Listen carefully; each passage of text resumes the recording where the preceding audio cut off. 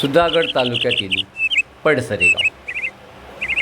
पडसरे गावचा बंडू शांत व कष्टाळू. आपण भलं आणि आपलं काम भलं असा त्याचा स्वभाव. सकाळी लवकर शेतात जायचं.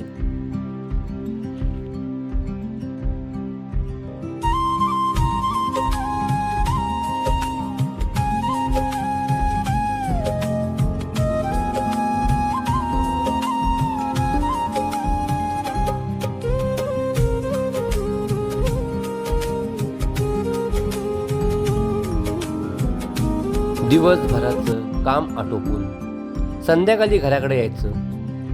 घरी आल्यावर आपल्या मुलीशी खेळायचं, कट्ट्यावर चक्कर मारायची आणि जेवायच्या वेळी पुन्हा घरी यायचं. असा त्याचा दिनक्रम. गेलो होतो.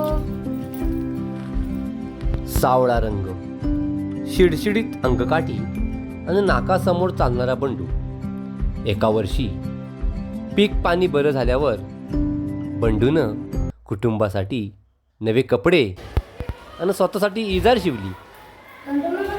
झाली का माझी इजार? झाली, ही घे तुझी इजार. इजार जरा लांब झाली. 4 बोट लांब झाली. आता पुन्हा जोडू मामाकडे जायचं म्हणजे. अगं इजार जरा 4 बोट कमी करून टाका घालतीस का? सकाळ सकाळ आणि काय जेवण बनवायचं आणि त्याला शाळेत जायचं आहे. मला नाही जमणार.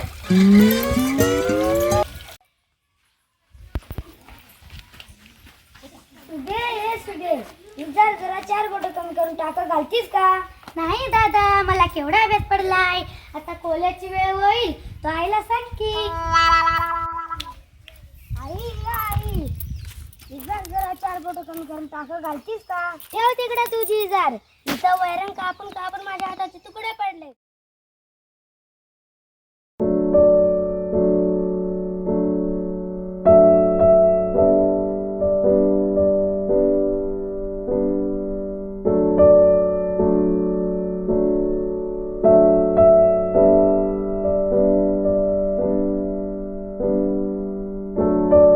सकाळी दात दुरुस्त करायला पाहिजे होती.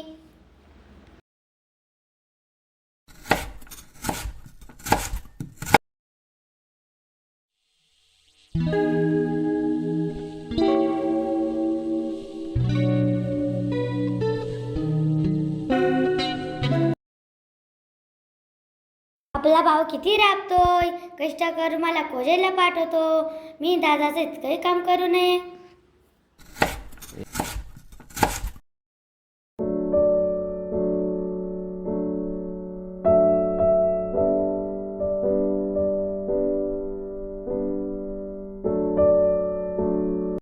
उगा काय कसला पोरावर एवढा राबरा प्राप्तोय पोरगा.